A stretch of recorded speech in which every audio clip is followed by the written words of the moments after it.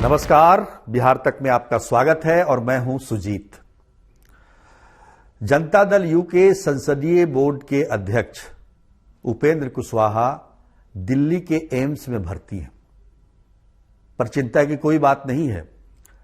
वो अपनी स्वास्थ्य की रूटीन चेकिंग के लिए एम्स में भर्ती हुए हैं। पर बड़ी बात यह है कि उपेंद्र कुशवाहा एम्स में भर्ती हैं और रूटीन चेकिंग के लिए भर्ती हैं। इसमें ज्यादा चिंतित होने की कोई बात नहीं थी। जनता दल यू के किसी नेता को यह चिंता नहीं हुई कि कुशवाहा एम्स में भर्ती हैं, उन्हें देखना चाहिए। पर बीजेपी के 3 नेता उपेंद्र कुशवाहा का हालचाल लेने एम्स पहुंच गए दिल्ली में। तो इससे चर्चाएं निकलती हैं और निकल भी रही हैं। वैसे तो उपेंद्र कुशवाहा को लेकर पहले से ही चर्चाएं चल रही थी और हाल में अगर हम देखें तो मुख्यमंत्री नीतीश कुमार ने जिस तरीके से उनसे संबंधित जो बातें थी उस पर रिएक्ट किया, उससे यह लगा कि जरूर कहीं ना कहीं कुछ गड़बड़ है। हालांकि उपेंद्र कुशवाहा अपनी तरफ से ये लगातार कहते रहे हैं कि वो कमिटमेंट के आदमी हैं, जिससे कमिट कर दिया उसके साथ रहते हैं। पर पिछले दिनों, अब देखिए हाल के दिनों की ही बात करें तो 2 चीजें हुई। एक तो उपेंद्र कुशवाहा को डिप्टी सीएम बनाने की बात मीडिया में जोर शोर से उठाई गई। खैर, जब चर्चाएं होने लगी तो उस पर मुख्यमंत्री नीतीश कुमार का रिएक्शन भी लिया गया, तो उन्होंने उसको सिरे से खारिज कर दिया, बोले कि फालतू बात है।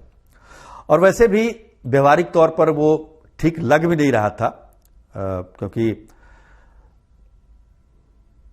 एक उप डिप्टी सीएम का तो कंसेप्ट है बिहार में, 2 डिप्टी सीएम का नहीं है। दूसरा यह है कि जेडीयू से अगर मुख्यमंत्री हैं तो फिर डिप्टी सीएम कैसे हो सकते हैं, और आरजेडी बड़ी पार्टी है तो केवल डिप्टी सीएम पर ही क्यों वो उसको मान्य होगा। तो ये व्यवहारिक नहीं लग रहा था कहीं से, और इसको खारिज भी कर दिया मुख्यमंत्री ने। लेकिन जब सुधाकर सिंह और चंद्रशेखर जो शिक्षा मंत्री हैं, जिन्होंने रामचरितमानस को नफरत का फैलाने वाला ग्रंथ बताया, तो इस पर कार्रवाई की मांग सबसे पहले उपेंद्र कुशवाहा ने ही उठाई। सुधाकर सिंह ने अपशब्द कहे थे मुख्यमंत्री नीतीश कुमार को, शिखंडी तक कह दिया था, तो उस पर उन्होंने इस मामले को जोर शोर से उठाया था। और चंद्रशेखर के बयान पर भी उन्होंने कड़ी प्रतिक्रिया व्यक्त की थी।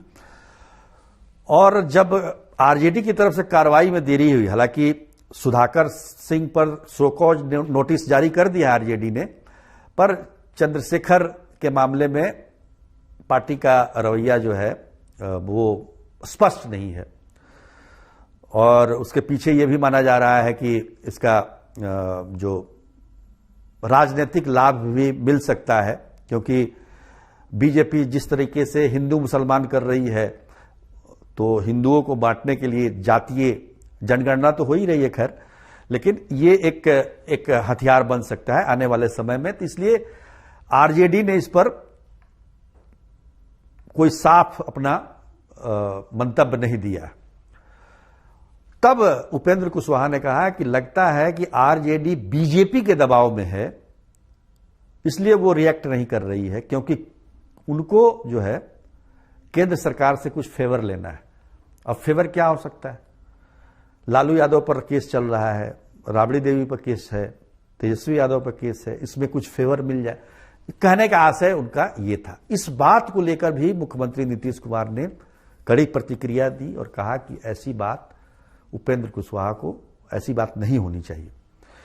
तो ये 2 जो मैं आपको बता रहा हूं बयान मुख्यमंत्री का उपेंद्र कुशवाहा के प्रति, ये साबित करता है कि कहीं ना कहीं कुछ गड़बड़ है और उपेंद्र कुशवाहा अपने आप को अलग थलग महसूस कर रहे हैं। उन्होंने ये भी कहा कि पार्टी की स्थिति दिन प्रतिदिन खराब होती जा रही है और ये मतलब सही बात भी है, क्योंकि जिस प्रकार से पार्टी कुढ़नी में चुनाव हार गई, उसको लेकर भी उन्होंने सवाल उठाए थे और कहा था कि पार्टी को मजबूत करने हम यहां पर आए हैं, लेकिन हमको 2 सालों से पेवेलियन में बैठा के रखा गया, यानी क्योंकि कोई काम करने नहीं दिया जा रहा है।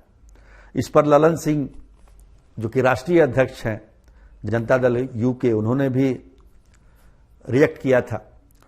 तो कहीं ना कहीं अलग थलग जरूर उपेंद्र कुशवाहा पड़ रहे हैं। एक तो उनको मंत्रिमंडल में जगह नहीं मिली।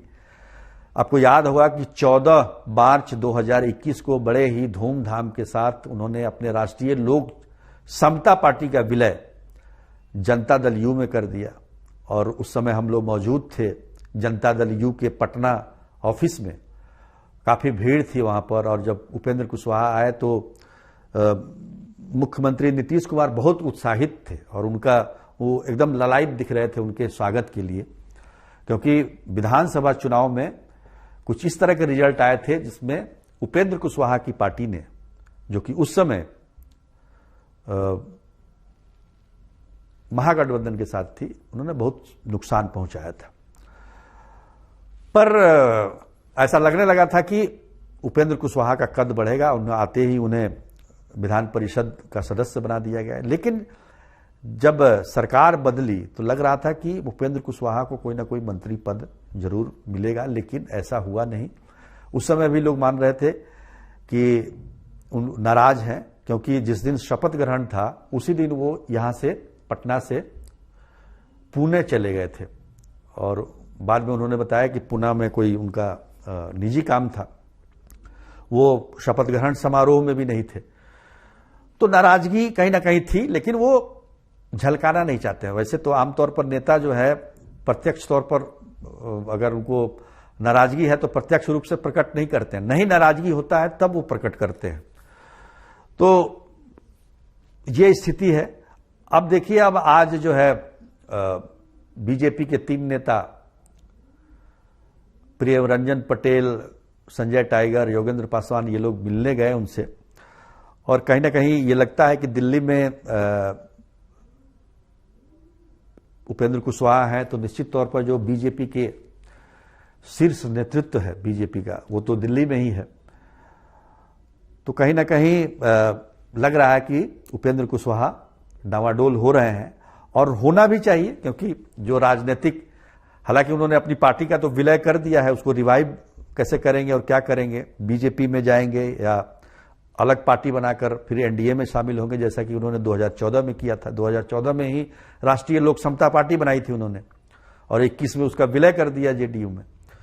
तो कुल मिलाकर स्थिति यह है कि लोकसभा का चुनाव आना है, और लोकसभा के चुनाव में 40 सीटें हैं बिहार में, जिसमें से 16 सीटें बढ़ चुकी हैं आरजेडी और जेडीयू के बीच में, पहले ही तय हो चुका था। बाकी बची 8 सीटें। तो 8 सीटों में अब कांग्रेस को कितना मिलेगा, लेफ्ट पार्टियों को कितना मिलेगा, तो ये सब चीजें हैं। हालांकि उपेंद्र कुशवाहा तो जेडीयू में ही है, तो उन्हें अगर चुनाव लड़ना होगा लोकसभा का तो कोई दिक्कत इस तरह की तो दिख नहीं रही है। पर जो स्थितियां बन रही हैं, जो परिस्थिति बन रही है, और जिस तरीके से उनका भाव कम हो रहा है, ऐसा माना जा रहा है कि पार्टी में भाव कम हो रहा है, तो ऐसी स्थिति में कोई भी नेता जो है, जो कि पार्टी चला चुका है, वो अपने आप को सही स्थिति में नहीं पाता है। तो उपेंद्र कुशवाहा का अगला कदम का इंतजार रहेगा। वैसे आप समझदार हैं, इशारा समझ ही रहे होंगे। आज के लिए बस इतना ही, तब तक के लिए नमस्कार।